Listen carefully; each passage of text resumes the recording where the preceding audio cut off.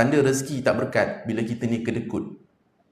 Kita ni kedekut sangat, especially dengan 5 orang ni, 5 golongan ni. Dan ini akan jadi pengakhiran kita punya session. Tuan-tuan, kita kena sedekah dengan semua. Kita kena bantu semua orang semampu kita.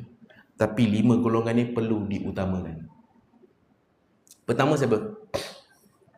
Pertama adalah ahli keluarga kita. Sebab tu Nabi sebut sebaik-baik manusia adalah manusia yang paling baik akhlaknya dengan ahli keluarga ni. Dia tak ada makna tuan-tuan kalau tuan-tuan ni punyalah pemurah dengan orang luar kan. Belanja kawan-kawan tak ada duit contoh kan. Aku tak ada duit lah, boleh pinjam tak? Kita pun tak ada duit, kita sanggup. Sekejap aku buat personal loan sekejap untuk kau. Yalah baik dengan orang luar. Tapi kalau dengan anak, dengan bini, dengan mak ayah sendiri, bukan main kedekut lagi. Tak ada. Isteri kita minta baju baru, baju raya baru. Bang, boleh ke nak beli baju baru? Kita cakap apa? Baju raya awak 5 tahun lepas tu ada lagi kan? Elok lagi kan? Jangan awak tak nak pakai.